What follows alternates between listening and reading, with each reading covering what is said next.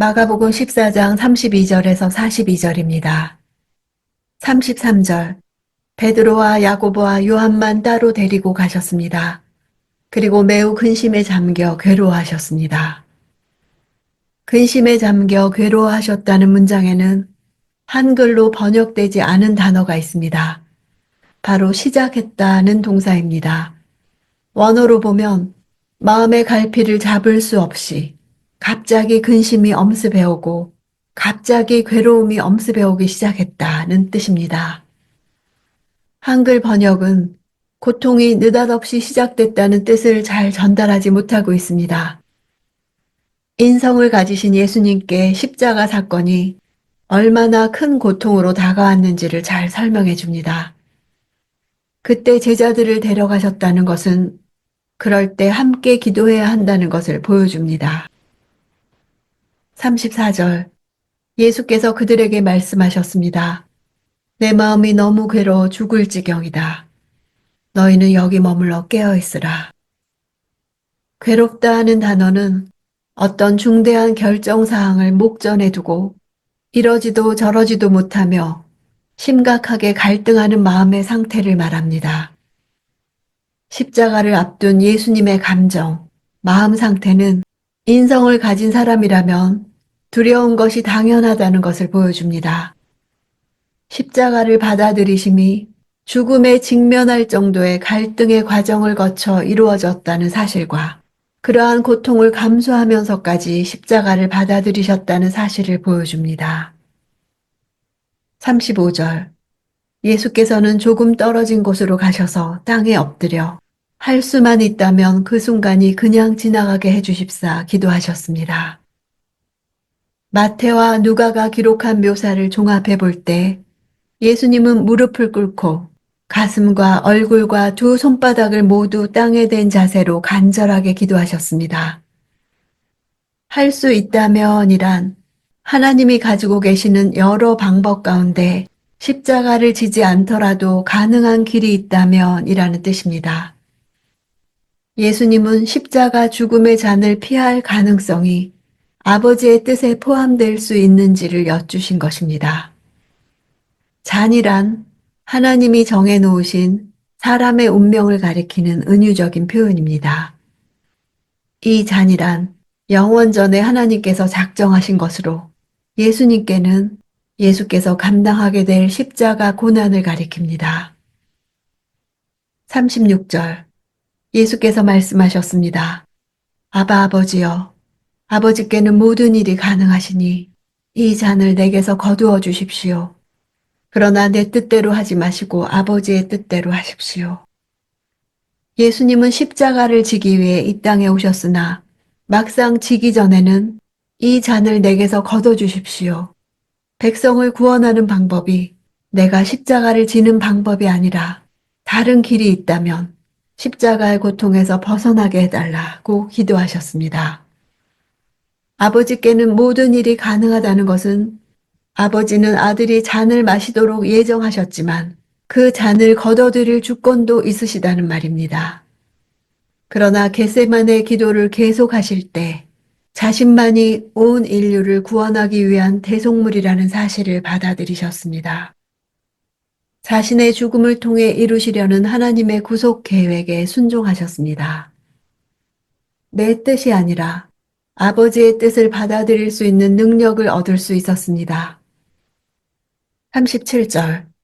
그러고 나서 제자들에게 돌아와 보시니 그들은 자고 있었습니다. 예수께서 베드로에게 말씀하셨습니다. 시몬아, 자고 있느냐? 내가 1시간도 깨어있지 못하겠느냐? 시몬이라고 부르신 것은 예수님이 제자로 세우기 이전으로 돌아갔음을 보여줍니다. 1시간은 실제 60분을 가리키기도 하고 많은 시간이 아닌 짧은 시간을 강조하는 것이기도 합니다. 제자들은 잠시도 예수님과 함께 십자가를 공유하지 못했던 것입니다. 38절. 시험에 들지 않도록 깨어서 기도하여라. 마음은 간절한데 육신이 약하구나. 시험이라 번역한 단어는 인간의 나약함이나 부패로부터 일어나는 유혹을 가리킵니다. 그들은 육체적 피로와 정신적 스트레스를 못 이기고 잠에 빠져든 것입니다. 시험에 빠진다는 것은 죄의 영향권 아래에 들어간다는 뜻입니다. 마음은 간절한데를 직역하면 참으로 영혼은 준비되었지만 이런 뜻입니다. 간절하다는 단어가 자발적인, 준비된 이란 뜻입니다. 자발적으로 하나님의 뜻을 따를 준비가 되어 있는 마음 상태를 가리킵니다. 내적 의지는 깨어 기도하기를 원하지만 피곤함 등의 신체적 연약함이 그것을 방해합니다. 이것이 시험입니다. 나의 신앙적 결단과 의지를 방해하는 육체적 연약함은 무엇인가를 알 때 시험에 빠지지 않을 수 있습니다. 39절. 예수께서는 다시 한번 가셔서 똑같은 말씀으로 기도하셨습니다. 똑같은 말씀으로 간절히 기도했지만 상황은 변하지 않았습니다. 그러나 두 번째 기도는 첫 번 기도보다 진전이 있습니다. 말할 수 없는 고통과 번민 속에서 결국 인간적인 본능과 의지를 꺾고 자신의 대속의 죽음을 받아들이므로 하나님의 뜻에 순종하기로 하셨습니다. 자신의 죽음을 통해 이루시려는 하나님의 구속 계획에 대해 순종하신 것입니다. 기도는 하나님을 조정하려고 하는 것이 아닙니다. 기도할수록 아버지의 뜻에 순종하게 됩니다. 아버지의 뜻은 예수님을 이 땅에 보내신 하나님의 목적과 의지입니다. 41절.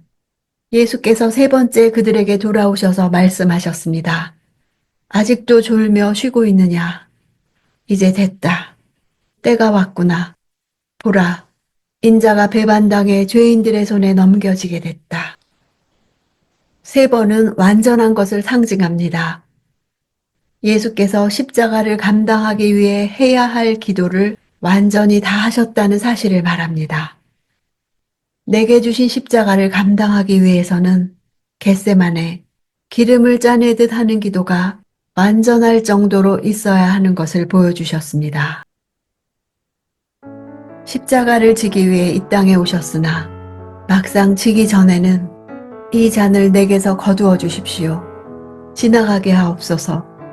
백성을 구원하는 방법이 내가 십자가를 지는 방법이 아니라 다른 길이 있다면 십자가의 고통에서 벗어나게 해달라고 기도하셨습니다. 그것이 우리에게 위로가 됩니다. 예수님도 십자가가 어려우셨습니다. 내가 감당할 사명을 앞에 두고 힘들어하는 나를 이해해 주실 수 있으십니다. 많은 사람들이 큰 돌파가 있기 전에 포기합니다. 고난을 피하라, 영광을 취하라는 시험에 빠집니다. 나의 고난과 가정의 고난은 구원을 위해 거쳐야 하는 과정입니다. 사명을 포기하고 쉬운 길로 가고 싶은 마음이 들 때 깨어 기도해야겠습니다.